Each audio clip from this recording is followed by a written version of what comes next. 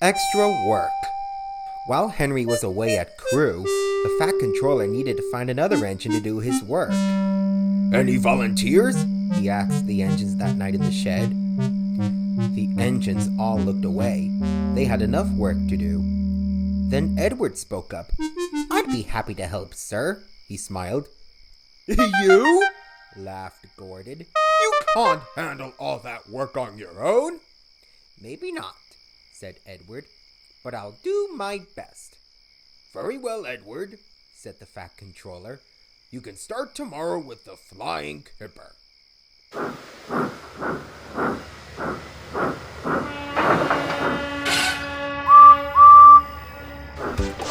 So early the next day, Edward set off across the island with the Flying Kipper.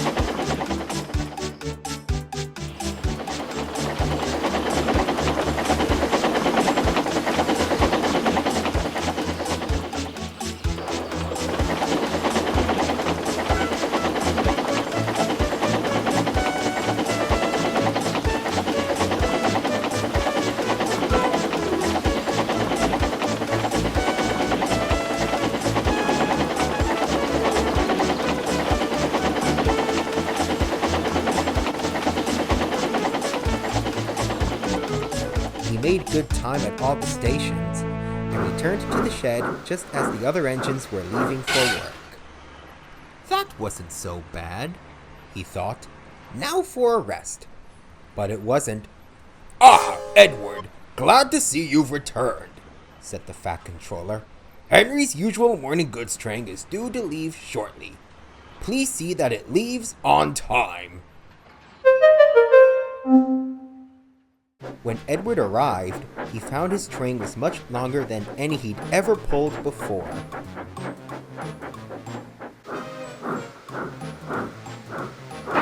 Edward was coupled up and pulled his hardest.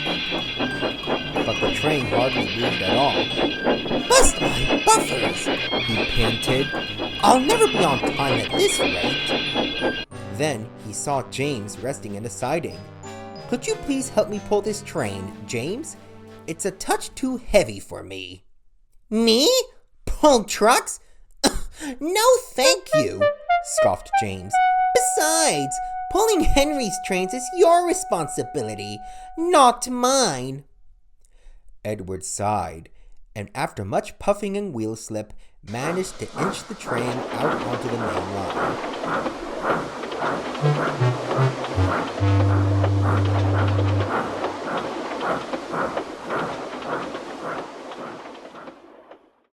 Edward arrived at the station 10 minutes late and very exhausted. "Where have you been?" exclaimed the station master. "You've got a passenger train due out in 5 minutes." With barely a chance to rest his aching rods, Edward went off to fetch his coaches. "Where have you been? Where have you been?" they clattered as Edward brought them to the platform. The poor old engine was too tired to reply.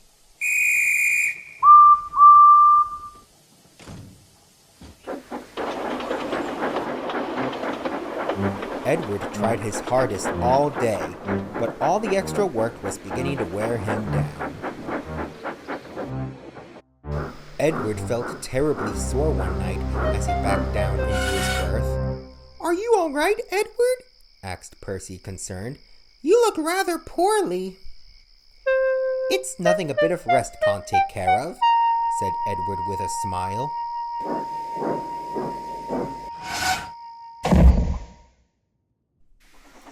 But the next day, Edward still felt dreadful.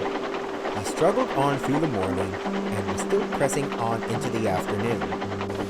"I mustn't let the Fat Controller down," he puffed through all his aches and pains. "He's relying on me to look after Henry's trains. I must keep going. I must!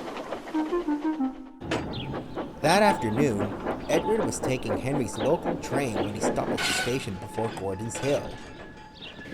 Then, Gordon arrived with the express.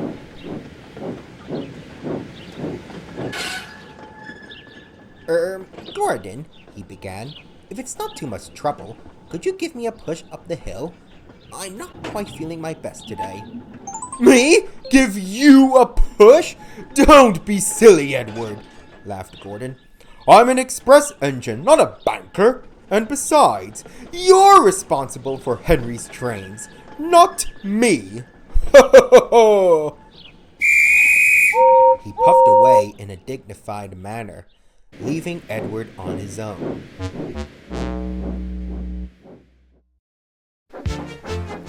Come along, Edward puffed to the coaches as he began the climb. You're doing well, they sang back. But Edward didn't feel very well. His couplers tightened, his wheels slipped, and then it happened. With a loud crack, something broke, and he stopped halfway up the hill. The guard went to phone for help, and soon Bertie came to take Edward's passengers, as did the fat controller. I'm sorry, sir. Don't worry, Edward. It wasn't your fault. I should have realized Henry's work would have been too much for one engine. Indeed, sir, sighed Edward. I haven't felt this worn out in years. Then why didn't you ask for help? Asked the fat controller. I did, sir, said Edward, and explained about Gordon and James. The fat controller was very cross, and gave the two big engines a few stern words that night.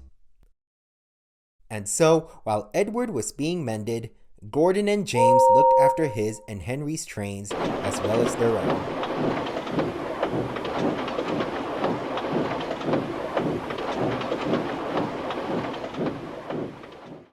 They hated it and vowed to never mention anything about responsibility again.